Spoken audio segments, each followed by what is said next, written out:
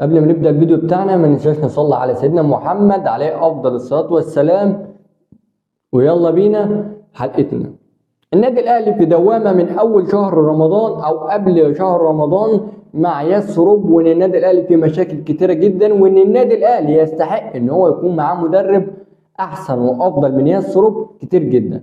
ضحكوا علينا وخدعونا وقالوا لنا انه ياسر رب مدرب كويس ويملك سي في كويس جدا، ولكن الحقيقه اللي دايما انا كنت بساله لنفسي ولناس كتير جدا طبعا كانت بتسال نفسها نفس السؤال، هو هل الدنمارك عمرها جابت مدرب كويس او جابت حتى لاعب كره قدم اسطوري عظيم؟ هل ده ممكن يكون ياسر رب ده يكون هو مستقبل النادي الاهلي في التدريب؟ طبعا قولا واحدا وبالاثباتات وبالمباريات وبالفتره اللي هو خدها وبالمباريات اللي قادها النادي الاهلي، الله يصلح تماما انه يدرب فريق زي النادي الاهلي. وكمان كارثه ان هو راجل لا يملك اي موهبه في التدريب، لانه ما عندوش وعي تكتيكي في ارضيه الملعب، تغييراته غلط.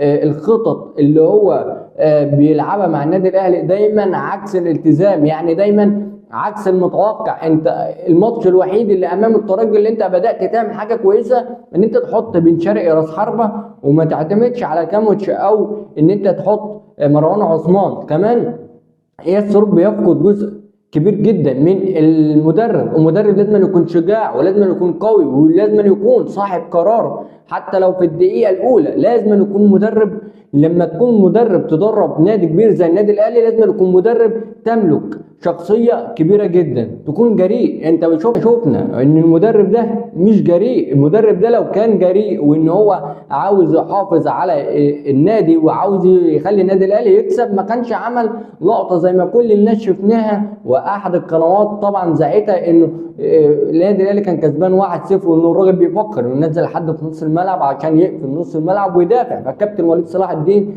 بيسال الكابتن عادل مصطفى هو الراجل بيفكر انه ينزل حد في نص الملعب يدافع؟ قال له الكابتن وليد طبعا الرياكشن بتاعه كله كان باين وواضح جدا ان الكابتن وليد رافض تماما النادي الاهلي يدافع. النادي الاهلي كبير، النادي الاهلي لازم يكون عنده باور وعنده طاقه ان هو لازم يدعم النادي الاهلي، ولازم يكون في النادي الاهلي بينزل يلعب ويهاجم لاول دقيقه لاخر دقيقه. كسب واحد بتهاجم، كسب اتنين بتهاجم، خسران بتهاجم، متعادل بتهاجم. هو ده النادي الاهلي. النادي الاهلي لا يكل ولا يمن على الفوز. انا النادي الاهلي حرفيا بقاله شهرين يعني الواحد حزين ومكسور من جواه انه مش عارف يتفرج على النادي الاهلي اللي كان دايما عنده الطاقه وعنده الباور. فين نروح الفانيلا الحمراء؟ فين مسؤول النادي الاهلي؟ لان المدير الفني هو اللي مسؤول عن الروح دي في ارضيه الملعب، مش بس اللعيبه. انت اللعيبه نفسها لو نزل الملعب ومش راضيه على المدرب نفسهم مش هيقدروا يعملوا حاجه. لان انا كلاعب لازم اكون مقتنع بفكر المدرب ياسر رب علشان خاطر اقدر اديه وفي ارضيه الملعب. لازم ما حدش يقدر يعمل اي حاجه غير مقتنع بيها. فاعتقد ان لعيبه النادي الاهلي غير مقتنعه بياسر رب اطلاقا، ولابد من رحيل ياسر رب حاليا.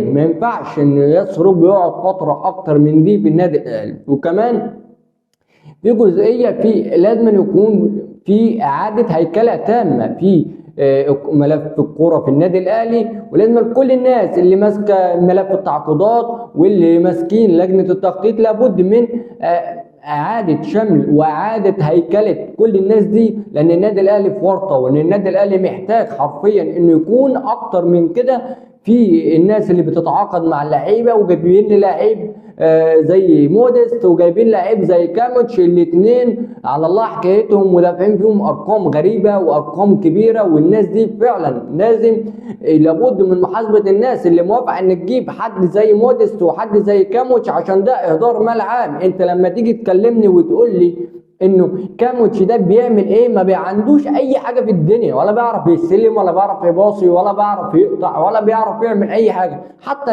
التحرك بتاعه اللي ممكن يكون صح هو بيضيعه بالانهاء الغريب بتاعه. فكاموتش مدرب، وكاموتش محتاج مدرب مخصوص مثلا ان هو يمسك يخلي يلتزم بتحركات كاموتش. فكاموتش صفقه مضروبه وللاسف احنا صرفنا فلوس. وكمان صفقه مروان عثمان اوتاكا اللي هو بدا ان هو كويس ويبين ان هو مبشر جدا وان هو يكون مستقبل للنادي الاهلي.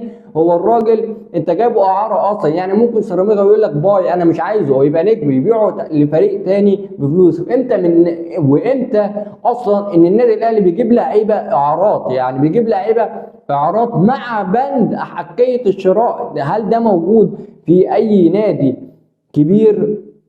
طبعا مستحيل ان انت تكون جايب لاعب وانت عندك نقص في الاسترايكر، ويكون انت جايب له واحد استرايكر زي مروان عثمان، وان انت كمان يبان ان هو احسن واحد عندك في الوقت الحالي وممكن اخر السنه ما تلاقوش معاك. هل ده في خطه للتكتيك والدراسه والحاجات دي كلها مدروسه؟ اعتقد لا.